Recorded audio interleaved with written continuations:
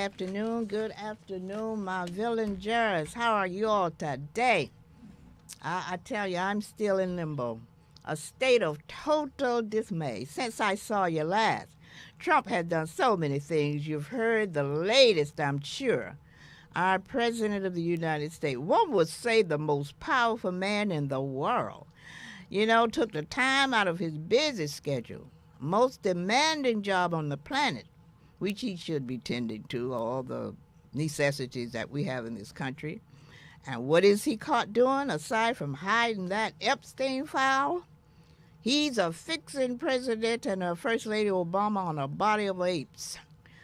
But when you think about it, that could be a compliment coming from him, because to compare to what he and his mate could have been attached to. Because I don't know of any primate, any monkey or ape that raped its babies. And I think in that Epstein file, you're going to find a lot of that's going on. So I don't think he needs to try to denigrate the president, though. There's no way he can denigrate that brother and that sister. They were the epitome of what's great in humanity. Absolutely. Yes. I tell you. And just recently, a couple of days ago, I hear that he's disrespected the only black governor we have in these United States, Governor West, by not inviting him to a official governor affair. He's the vice president of one of the organizations around there. He didn't invite him to that. Show you how small he is. But I can't keep up with the malfeasance going on in this White House. The house that our ancestors built. And for those of us who know our history, know that this is the country we built. And the same country that brought the movie Birth of a Nation into the White House. You know the movie, right? That movie that depicted us, the African people, back in the day, as animals, rapists. Now, if you haven't seen it, go to YouTube and you will realize that Trump is just doing what white men do. But through it all, we will prevail. It's written in our Bible, that as Christian we know for sure. Absolutely. The last will be first. But let me thank my team. I want to thank Sheila, my producer. I want to thank Juanita, advisor. The promo crew, I want to thank Tony. I call him my bonus son, but he's the one that keeps the clippings going. And then I thank Norm, my engineer, my co-host Queen Rose Moore, I call her. And, of course, you know me. I'm Ruby Williams Shivers, your unapologetic amateur, still looking for experts in Africanism. And so it is good, as I said before, good to be back in the village. My Bourne family had a wonderful weekend in spite of the chaos all around us. But, see, that's how we do it, the Africans, I mean. We walk, chew gum at the same time. We multitask.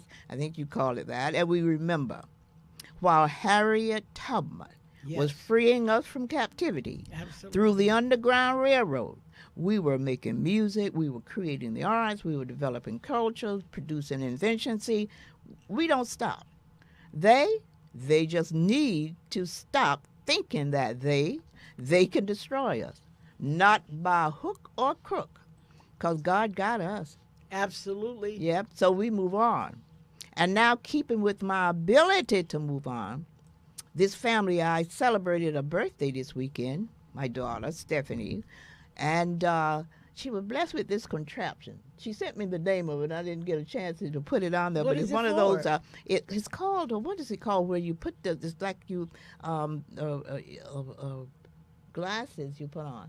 Through the glasses, the music come through. You know this new thing they got out.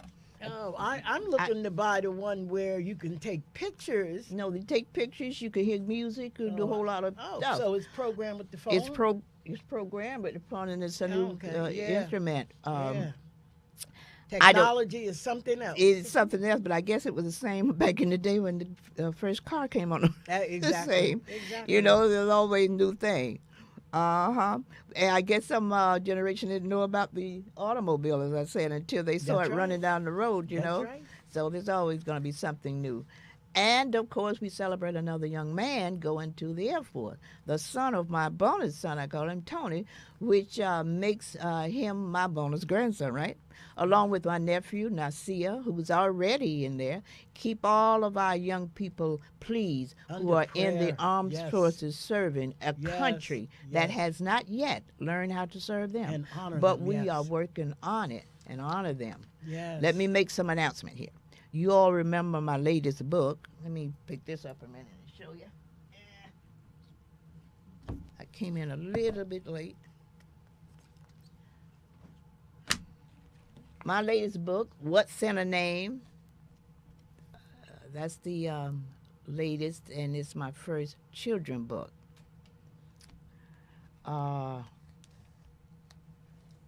Okay. I don't know if you have the clip up, Norm, do you? If you don't, it's okay. Of the book?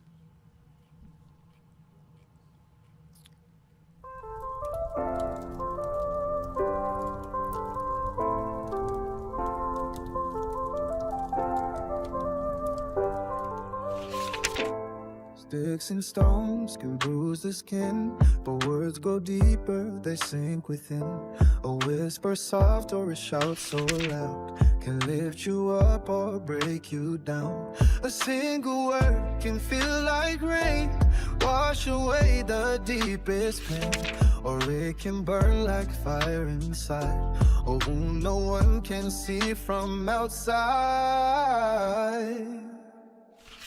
Words can harm or heal. They can break or they can build. What we speak, what we say can change your heart in just one day. Use them wisely, let them shine. Let your voice be warm and kind.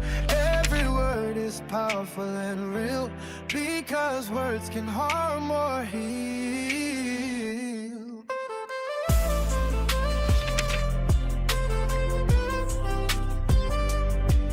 Remember things said years ago. Some were heavy, some made us glow. A gentle phrase can calm the storm. A cruel one leaves the spirit torn. So let's choose love over fear. Speak with truth and make it clear. We're planting seeds with every line. Let's grow a garden full of kind. Speak life like sunlight through the trees. Speak hope like waves upon the sea. Let forgiveness be the song you sing. Let your kindness be the gift you bring. Words can harm or heal, lift a soul or make it new. Every voice, every sound can turn a moment all around.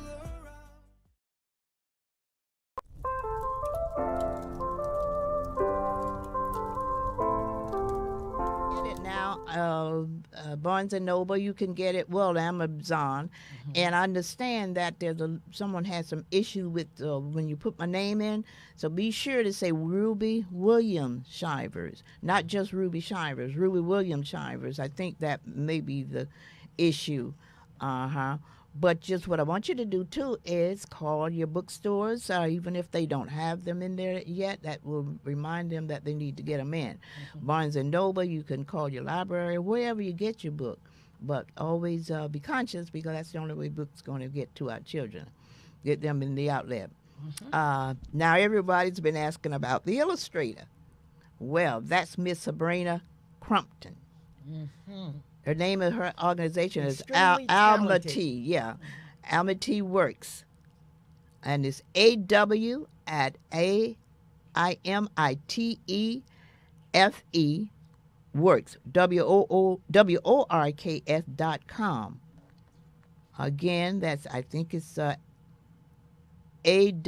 at AIMITE FE Works, WORKS.com. If that's incorrect, I'll correct it on the next go round.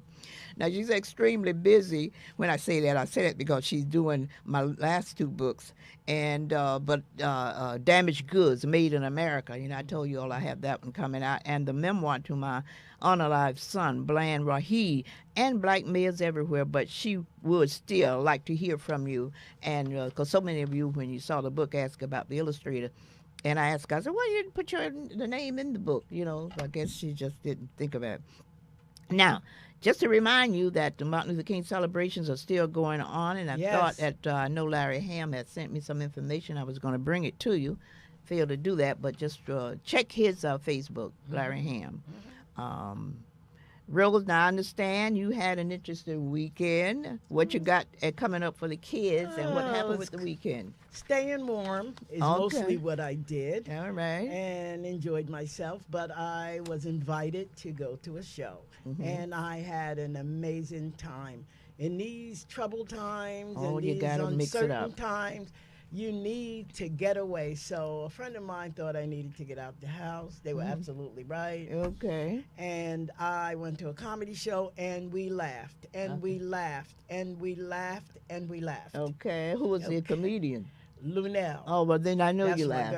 girl. We laughed and we laughed, and a little bit raunchy, but yeah, she is good. Yeah, she wasn't that bad. Okay. I heard she could be worse in Las Vegas or whatever, but she wasn't really that bad. But they do what they do. They'll do what they do. They do what they do. When you're in a club, a comedy club, a nightclub, it's different than television.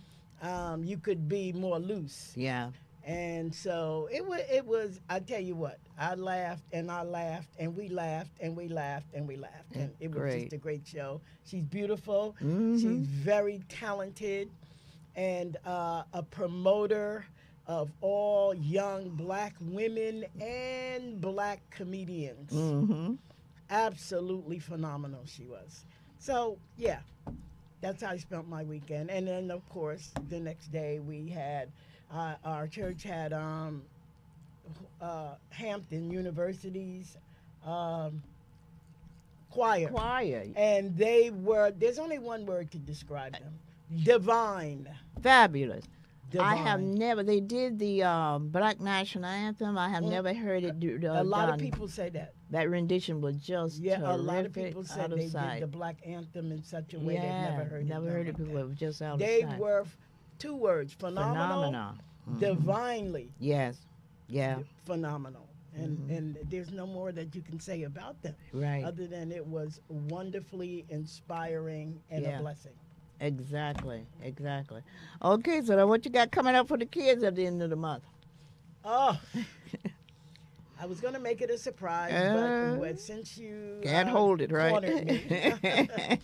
Me, this is Black History Month, so it's going to be special, and we're gonna move away from books just for Black History Month because we want to get all the Black inventors and contributors of our bloodline, our people, as much as we can in there, and celebrate their lives and their accomplishments in this country.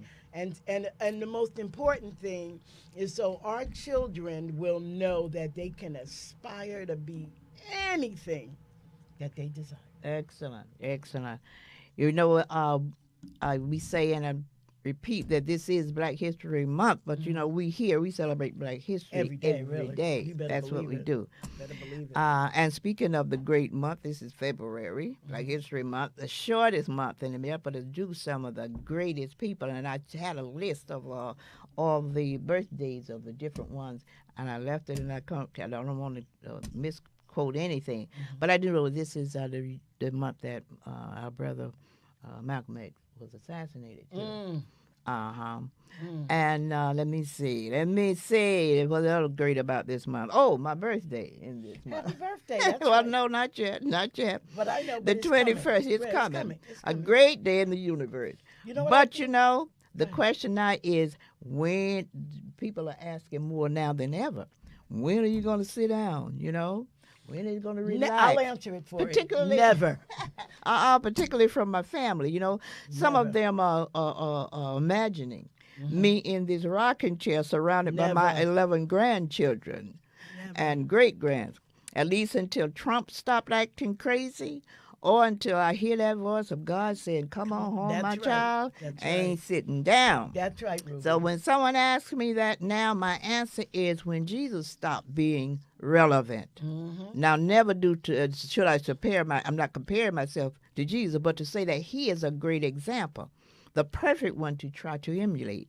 And we know he never said. He said, "Occupied till I come." And Ruby's not going to anywhere. Nothing's going to stand in her way. Yeah, and that does not mean that we elders should not make a lane for those coming behind us. Oh, absolutely. But I'm not the one who thinks we should just cut the length. Right. Our situation require a continuum. That's See, right. there is much we as elders know that is intuitively beyond that which will take a lifetime for young people to fully grasp. Absolutely. That is because the African American is a different specimen. We're a different breed. We of all the people throughout this entire world, if you read the history of anyone, have not gone through what the African American went through those 200 years when we were stolen and brought over here. I call it slave. Can't even think of the name now. Well, they were trafficking. Oh. Human trafficking. Yeah. And we are damaged. Made in America, which is my next book, as I told you. We have to know and accept that as one would accept a diagnosis of cancer. You are not going to give up when you realize you got the diagnosis, but you will seek treatment and cures. And you don't just let anybody tend to you. It has to be an expert, specialist in that area. You got to name a thing. And until we do, the African Americans have been researched until we realize that we need research, diagnosis, treatment. We're going to be like a person with cancer who never goes to an oncologist. I'm going to continue to promote that concept. It seems I might be the only one who's doing it right now, but if you know of anyone, let me know.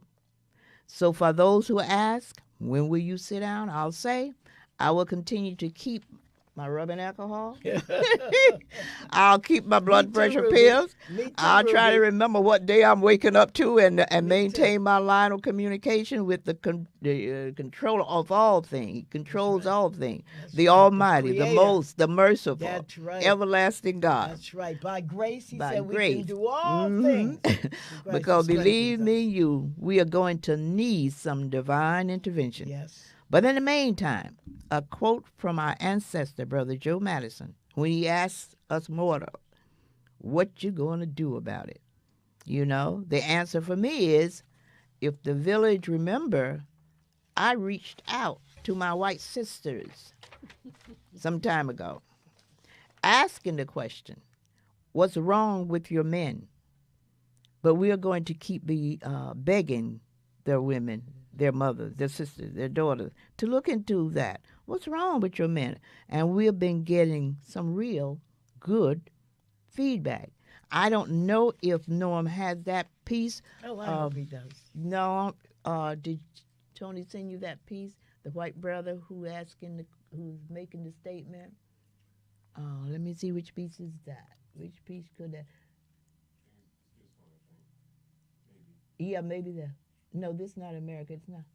Well, I've seen a lot of my fellow white people saying, this isn't the America I know, in response to ICE raids. And the truth is, this is and has been America forever. Because this is the America that was created by colonizers who raped and pillaged indigenous communities. The America that enslaved Black people. The America that went to war with itself to keep Black people enslaved. The America that decided Black people were only considered 3/5 of a person.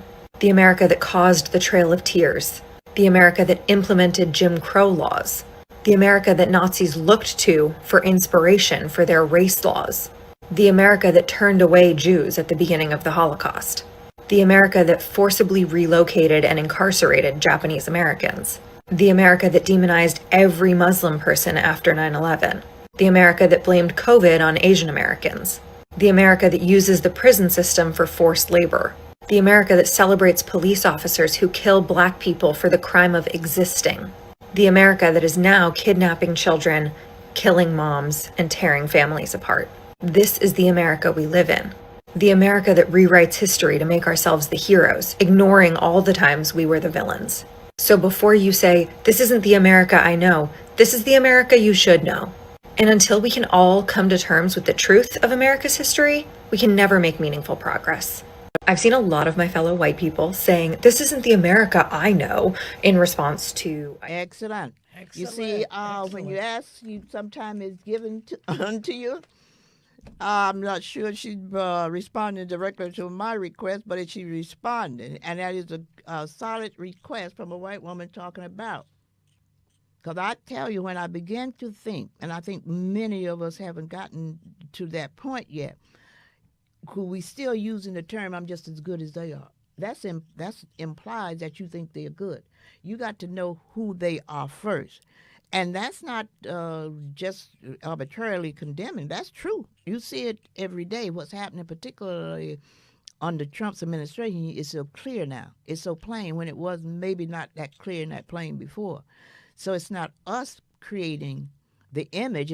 The image is already there.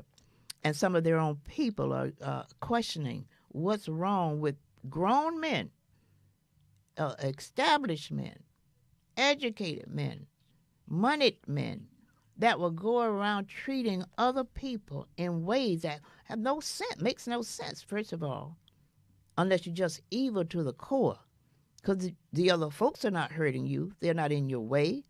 You have always had command, particularly in this country, over everybody else. So what is the problem? So that's why I leave it up to our white sisters to try to get a hold to it and try to figure it out, same as I've been trying to figure it out. But maybe they have, because you birthed them, you raised them, you support them. What is it? And I'm going to be bringing those kinds of clippings on because I know it's necessary, because sometimes we still believe their ice is colder than ours. So if we hear what they are saying, maybe we will put some truth to it. Another quote from the great ancestor, Brother Joe Madison. And being an old country girl, we hear Unapologetic Amateur looking for experts in Africanism. We're going to put it where the goats can get it. Now, that simply means put it like everybody. It is. We are here to bring the truth to you. See, that's what our main purpose here is. A quote from our ancestor, Dr. Martin Luther King, said, truth crushed to the earth will rise again. Yes. So it does us no good to hide it. Another quote I like, not quite sure who it came from, but it says, change only comes when truth is spoken aloud. And, of course, the Bible said, my people will perish for lack of knowledge. Now, those prophetic utterances keep me here. So when you ask the questions again, until we eliminate all those inconsistencies of human being, then I'm going to be here trying to make a difference. I'm so pleased with my villagers that they stick with us. Norm, could we bring them up so I can shout out to them? And Okay, who's on board? Robert Cabot, I see him. Thank you, Robert, for always being there. Good afternoon, Ruby. This is, it's great seeing you Saturday. Didn't tell her name. Okay, Sheila Bird, hello, Villager. Dina Robinson, hi, Rose. Okay, hi, Rose, she said. Lloyd Shivers, good afternoon, family. Shout up, I'm here. Oh, okay. Robert Cabot, shout on board. Darrell Batts. He maybe still in Africa. Good afternoon, family. Rashida Johnson, I love you, always there. Reverend Clyde Dunning say, their time to reap what they have sown. Yes. They are on denial and is cringing inside. Well, it's cringing they are for sure. Yes. And we all know that. Yes. You all keep watching and keep supporting us because the message got to get through. And that's the only way we're going to survive. Truth crushed to the earth will rise again, but we got to bring the truth, and we bring it by any means necessary. And I just decided some months ago that I'm going to engage my white sisters to see how much message they can get to their men to see what's happening. If you got everything, you got the money, you got the power, you got, what else would you want from lowly people? You know, that is just so obvious that there's something is amiss. Something is definitely amiss. Very wrong to the core. Yeah, to the core. Now, got another tape I definitely wanted to bring up. Let me see which one it was. No, I'm any one of the ones that Tony sent in lately. You know, just so we're clear, white people, white women in particular, just so we're clear, pedophiles, they rape more than just little white girls. They rape your sons too, by the way. Okay? So here's something to think about. Maybe, just maybe, had we, for generations, instead of caring more about the image, the outward appearance of our white families, we actually cared and nurtured those little white boys, we might not have all the violence we have in white men today. Just food for thought as you're hell-bent on everybody focusing on these Epstein files. You know, just so we're clear, white people, white women in particular, just so we're clear, pedophiles, they rape more than just little white. See, that's the kind of Something information to think about. Yeah, Something that's powerful. to think about. That's when you're being introspective of yourself, and that's what they are doing now. They are being forced to look at this situation through a different set of eyes, set of lenses, and say, well, what's wrong? I don't see other men acting that way. Right. These are powerful men, got everything you would think that you need. Right. And they're still not satisfied. Well, we know in terms of Trump and Obama, he's just so jealous of that man. That man just lives in his, he lives in his head free, you know. But he stays in that man's head, and or that man stays in his head, whichever one it is. But he can't help himself, and he just goes crazy about the minute.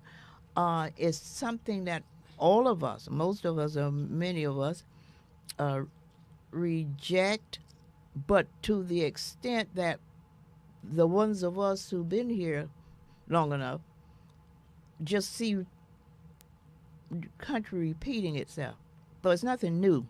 Maybe new for the younger ones, but it's nothing new when you think about, like I said, with the Birth of a Nation movie, that I don't know how many of them have seen that, was one of the movies that elevated these other movies to greatness. It had the good cinematography. It was so realistic. Yeah, but it was damaging because it depicted us as Africans right out of slavery as the worst things out, raping their women and all that kind of stuff. And the president at that time, I think Woodrow Wilson, brought it into the White House, you know, and displayed it.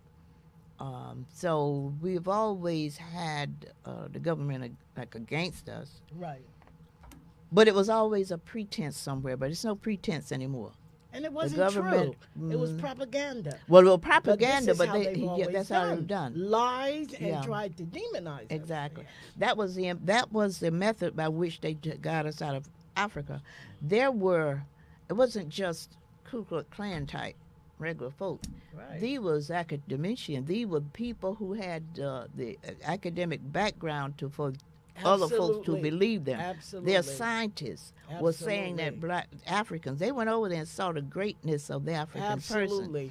And then they came back and wrote in the books that the Africans was, uncivilized. Yes. They were this, they were that. And so that's how they established, that's how they got it across the nation and the world. People coming in from anywhere have an image of us before they even set foot in America, or who we are and who we are not. And so that alone would tell you that apparently we are so special that people think they have to do all that to keep us down. But it's not going to work. It's just not going to work. Absolutely not. Not going to work. And what we're doing here, like I say, we're trying to keep the message going. We're bringing you clips and clippings that we think, we know, got to make a difference in your life. And Norm, if we could play the one with, let me see, is that White Christians? Is number 16? Oh, that sounds good. Mm-hmm. Number 16. Yeah, that's it. Already in just 2 days since Alex Preddy was murdered, a sad but predictable pattern has emerged with so many white Christians jumping to defend ICE while slandering this man who was just standing there filming. And we have to connect the dots. Why is it that white Christians were the ones who defended the institution of slavery and not the enslaved individuals who were brutally murdered under it? Why is it that white Christians were the ones who defended Jim Crow and not those who were tortured and lynched? Why is it that white Christians opposed Black Lives Matter but went to war against CRT and DEI? And the answer, after 400 years of this hypocrisy, is that white Christian culture in America is infected. It's infected with the disease of racism and white supremacy. It's in our very DNA. And listen, I'm a devout Christian. I'm not here to turn people away from Jesus. I'm here to turn people to him, but just not the Americanized version of him. Because what we need in America is a total Christian reset, and we need it right now. Already in just 2 days since Alex Preddy was murdered, a sad but predictable pattern has emerged with so many white Christians jumping to defend ICE while slandering this man who was just standing there filming. And we have to connect the dots. Why is it that white Christians were the ones who defended the institution of slavery and not the enslaved individuals who were brutally murdered under it? Why is it that white Christians were the ones who... Very well said. Very well said. And that's what we're going to be bringing you, because we want you to know it's coming from other people other than ourselves here. Well said. Very well said. That is real. There's no doubt about it. Something is very wrong, even to, what is it, the white nationalist, right? Evangelical. Yeah. I'm not going to say, I could say religion, but it's their cultist religion. Yeah. It's not Christianity. Oh, no, by no stretch of the imagination. You got to call a thing a thing. Yeah. And their thing is not religion, and it's not nothing to do with Jesus. Let me put it that way. Jesus not in that. Not in that mess. No, he's not in that mess. Well, his wrath will be when the time comes. Yeah, but the pretense that they are following in his footsteps. In the house of the Lord. No, I don't know any Jesus that took little babies away from their parents. And please. Oh my goodness, that is crazy. I think about this. Norm, let me see what we have with number. What number is that? Change only comes. Let me see what we have, but I don't see the number on it. 40. Let's see what we have at 46. Yes. Let me make something clear right now. At this point, the only reason anyone would support this administration is because they are either willfully ignorant, hateful, or just a flat-out racist. There is no other explanation. You do not get to hide behind fiscal policy, or I just like strong leadership, or I'm tired of the left. No. You're not neutral. You are just comfortable with hatred and cruelty, because this administration is showing you who they are every single day. And if you can't see it by now, it's because you are choosing not to. They've ripped families apart. They've gutted disaster relief. They've handed excessive power to ICE. They've passed sweeping authoritarian laws and straight up said they hate half the country. They're not even pretending anymore. So if you are still standing with them, then be honest. You are not standing for freedom. You are standing for fascism. And if that bothers you, good, because it should. The mask is off, and whatever you think you are defending, you are not. You are defending billionaires who are robbing you. You are defending politicians who would throw you under the bus in a heartbeat. And you are defending a regime that is actively trying to crush the people you claim to stand beside. So stop pretending. If you still support this administration in 2025, you've either decided to stay blind and ignorant, or you are just on the side of hate. That's it. Those are the only two options. Stand in solidarity and transcend what divides us, my friends. Please share this video. Thank you. Let me make something clear right now. What I want you to do, Num, if we could bring up 4, talking about the Africa, and I just want us to know why these people are feeling the way they are feeling, because they know who we are. Africa, the birthplace of that, I think it's number 4. Yes. Mm-hmm. They never told you this. The prophets of the Bible, from Moses to Christ, were black. Not olive, not pale. Black like the soil they came from.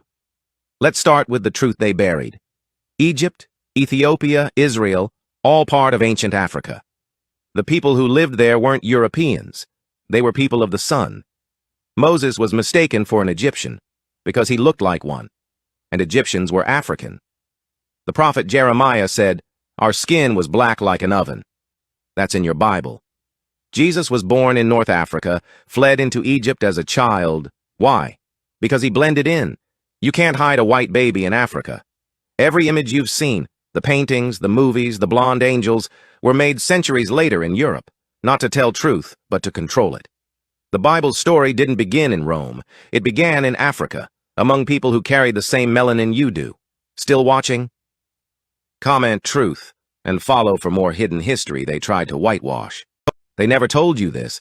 That was excellent. Excellent. Couldn't have said it better. The truth shall rise again. The truth. And truth will be the one thing that will set us free. Exactly. You know what I'm saying? Exactly.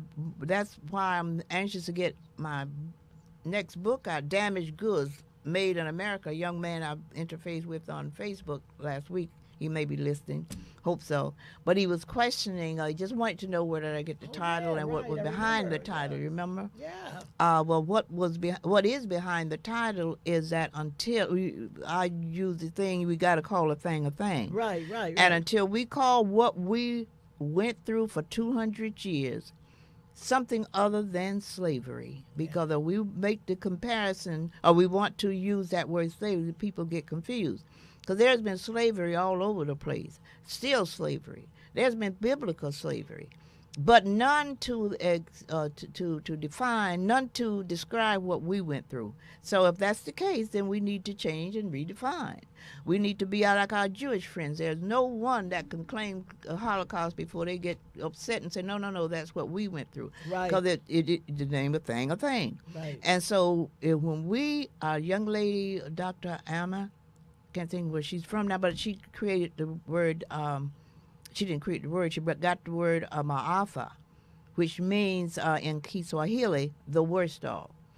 It better suit what we went through. She coined it. Yeah. And I coined the thing, African slave virus 401. You gotta call them, get them a name, to make anyone realize that it's important. It's just as important if you were trying to, I use analogies too. I love to use analogies because when you do it, put things in perspective and you can see it.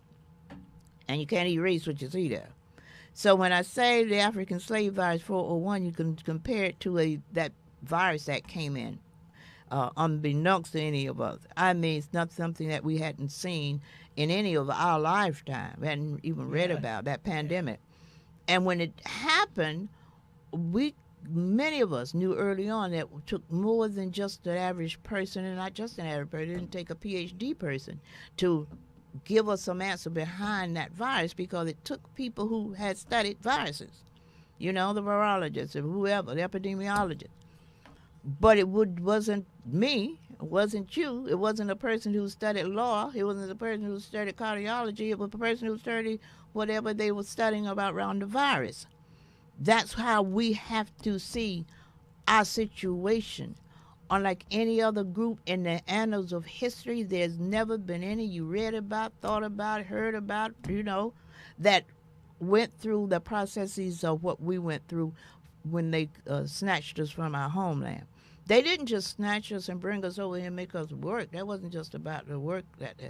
They brutalized us. They dehumanized us. They did everything. When they snatched her from our homeland, brought us across those the waters, put us on those boats, packed us like sardines and brought us across. And when they brought us across, the heisters up on horses, heisters up on these slave blocks to be sold to the highest bidder. And after which they just came and disrupted whatever was left of us, took us families, husbands away from wives, wives away from children, just the worst. After they did that, then they took us to their places, what they call plantation, and brutalized us, raped us, hanged us, burned us at the stake. I mean, can you think of any words? But then I learned a couple of months ago, and I should have known this years ago. That's why I call myself amateur looking for expert. Or they cannibalized us. They ate us, our flesh. Oh, of course. So that was nothing you read about in the history of the world. Still doing it today. Yeah, that matched any of that. So why do we continue to think that calling it slavery going to help us get through, not for their sake, but for our sake? Because many of us, we point fingers at each other and say, well, or matter of fact, I wrote the book, Verbal Healing. Glad I brought this along. The verbal healing is basically say we must reject tired, trite, tasteless, and other nonsensical expressions that keep us damaged. Because many of the words that we use, and we can't blame us.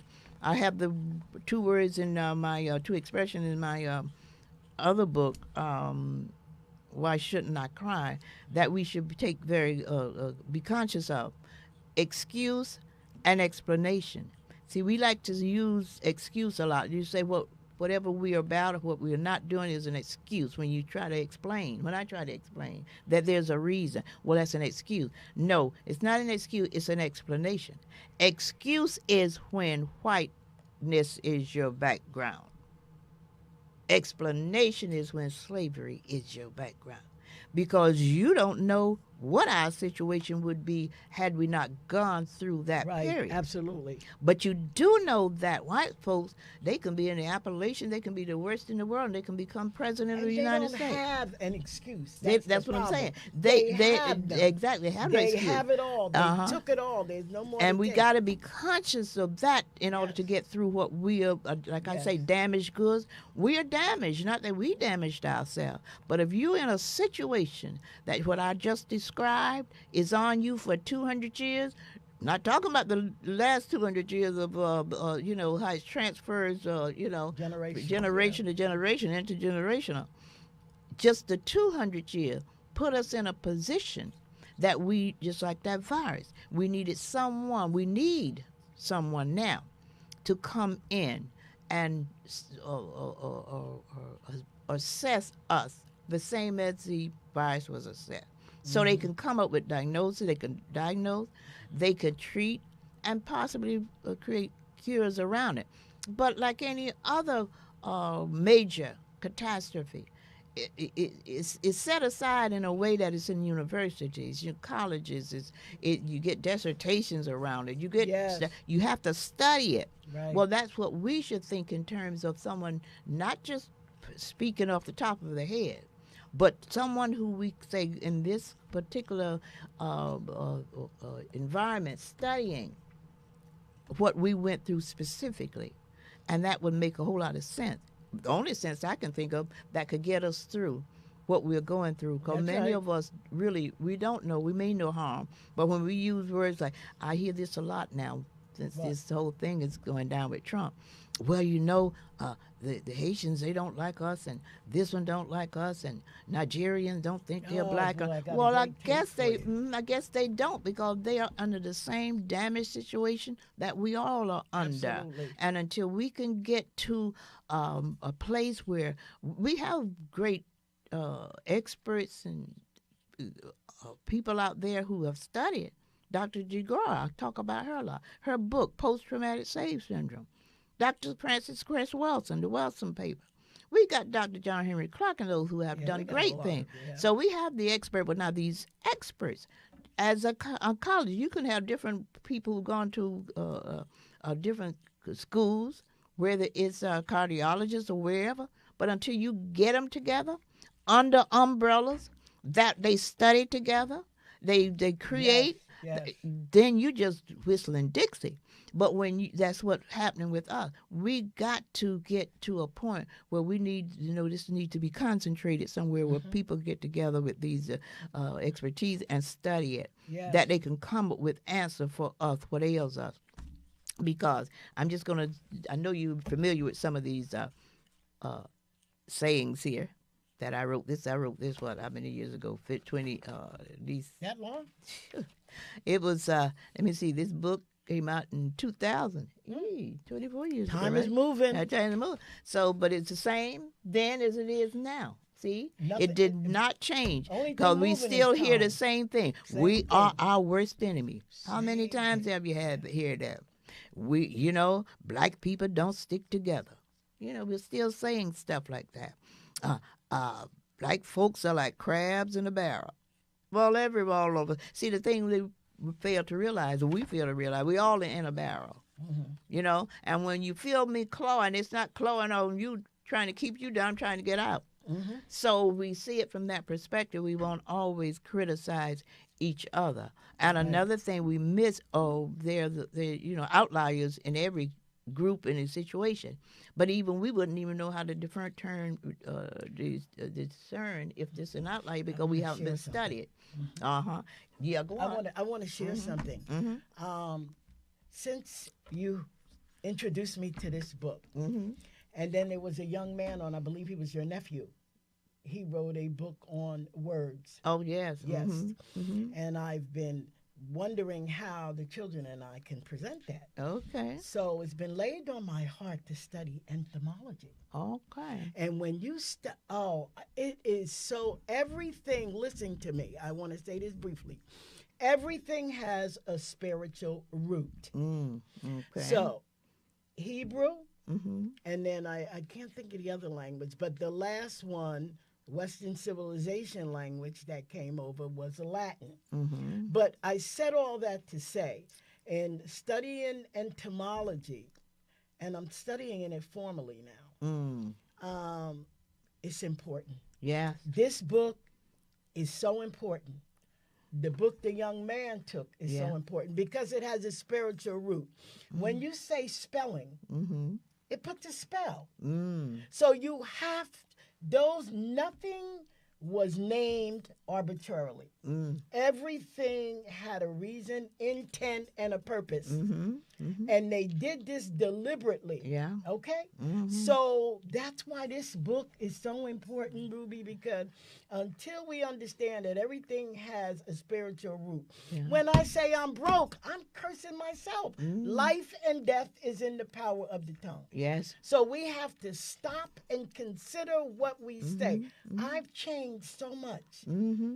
And my fortune is beginning to change because I don't say things like that. Well, my children's book, what's in a name? That's what I was going to that. That's exactly where I was going. We need that, and then we need another one because we have to not only reach the little ones. You said the goats, right? We have to reach everyone. So that's what where I want the to goats say can about get that. it. Yeah, it's so important. They knew what they were doing from the beginning. Oh, from the beginning. Those are curses and spells. Even the word mortgage came from mortuary. You figure it out. To indebt you into death. Isn't that something? So once you know, the Bible said to be forewarned is to be forearmed. Okay. So get into the Word of God and get into entomology so you understand where those words come from, and you will change what you say, and you will say less. Yeah. And until we are taught that, there's no way we can arbitrarily know that. And that's why we have to think seriously of establishing. I'll bring it back again as an analogy, put it in the terms of a virus. If they didn't study it, they would have just loosely thought it was a cold, the flu. But in studying virus, they knew it was something deeper, something more, involved. And it took someone who had studied that specifically. Yes. Same as with us. We may know generally what words mean, but if we don't know the words that we have here in this Eurocentric environment, we would just accept that there's words that we need to know that precedes that Eurocentric type of thinking. Otherwise, we're going to continue to... Got to break out. Yeah, we're going to continue to believe or move... It binds us. We have to break out. We've got to get loose from that. And it can be deep, or it can get to be deep or seem deep, and that's why our experts and specialists come in at, to create an environment such that we know we need that, but to the extent that we can continue to say, well, we're not monolithic people. See, it's a big word, but we think that means something. To me, what that means when we say, as African people, we're not monolithic, it's not the same as another group. Because what happened, we've never been given the opportunity to come to any consensus to not be monolithic.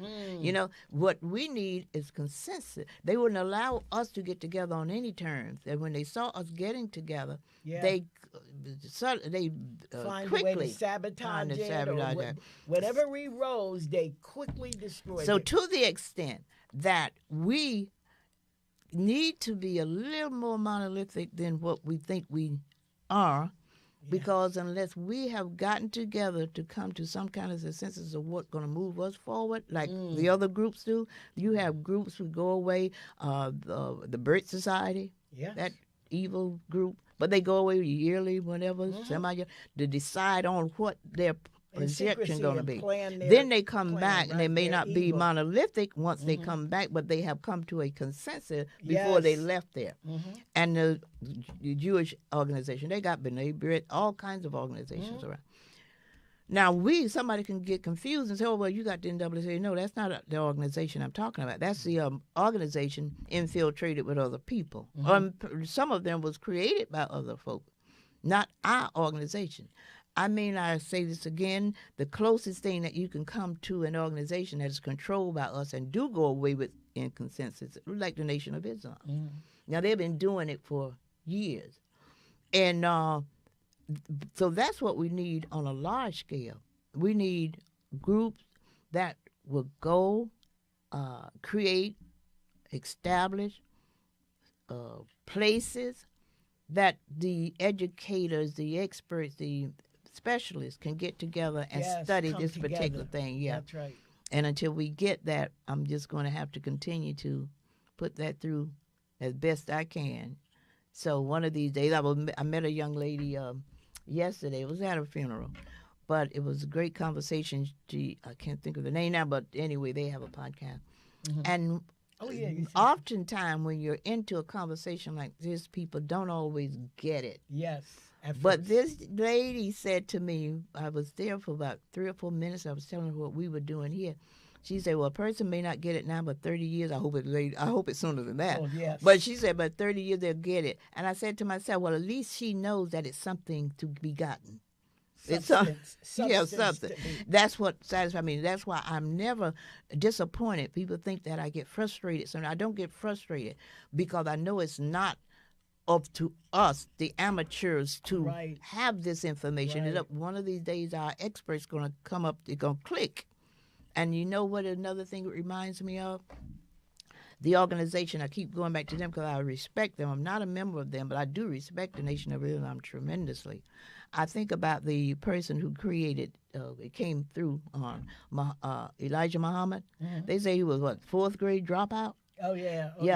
So he did not have the ability to articulate maybe what he needed or wanted, but he knew what it was he wanted. He was in touch with God. Yeah, right. And so they, the ones who took it forward, brought it to where it is today. But it was him who had the idea. Right, who was given right. And because there is a saying that most great things are thought before executed. Absolutely. So that's what we're praying for. We're hoping every day that someone will come through and realize that there's a job to be done. And we need to do it. Well, just keep doing what we're doing. God bless. Yeah. Our villagers, just keep watching. We're expecting a great guest next week. Until we do, though, we know we have these clippings. I'm so overjoyed with these clippings, I tell you. That is so needed because it tells the story. clearer than I could ever say it. So to the extent that we appreciate y'all, want to, let me see what my villagers again, Norman, then we're going to get out of here. Okay, Jabbar, my nephew, I'm watching Auntie Guakia. Oh, good living, good learning.